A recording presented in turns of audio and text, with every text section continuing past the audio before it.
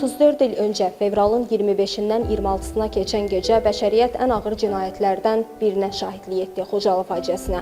Xocalıda bir gecədə sönən ocaqlar, ümidlər, arzular. Bugün Azərbaycan ümumi təhsil müəssisələrində də məhz Xocalı faciəsinin 34-cü il dönümü ilə əlaqədar şagirdlərə məlumatlar verilir, eyni zamanda silsilə tədbirlər keçirilir. Biz də hazırda paytaxt məktəblərindən birində 193 nömrəli tam orta məktəbdəyik.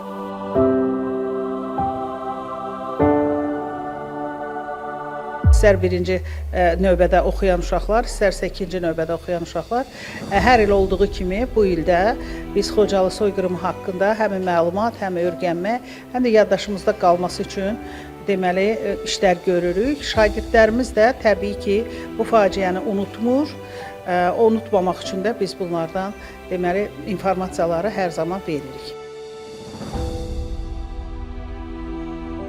Xocalı soyqırımının nəticəsində 62 uşaq, 106-sı qadın, 70-i qoca və qarı olmaqla 613 Xocalı sakini qətlə yetirildi və orada 8 ailə tamamilə məhv edildi. 25 uşaq hər iki valideynini və 130 uşaq isə valideynlərindən birini itirdi. Düşmən güllələrindən 76-sı uşaq olmaqla 487 nəfər yaralandı. 1275 nəfər əsir götürüldü və bu əsirlərdən 150 nəfəri, o cümlədən 68 nəfəri qadın və 26-sı uşaq olmaqla onların taleyi bu günədək məlum deyil. Neçənci ildə baş verib Xocalı faciəsi? 1993-cü il 26 fevralda baş verib. Neçə il ötür?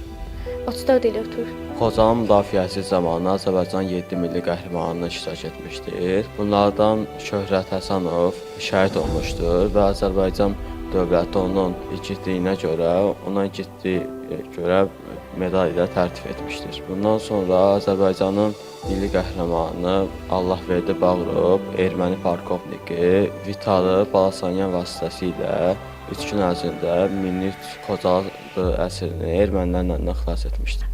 Xocalı faciəsini dünyaya tanıdan, çəkib göstərən kim olub? Xocalı faciəsini dünyaya tanıdan Azərbaycanın milli qəhrəmanı Çingiz Mustafayevdir. Nuray, Xocalı faciəsini tanıyan ölkələrdən hansısı adalaya bilərsən? Pakistan, Sudan, Meksika, Kolombiya, Çexiya, Bosniya, Hersegovina, Çipudu, Peru, Panama, İordaniya, Rumeniya və Şotlandiya və Amerikanın 22 ştatı.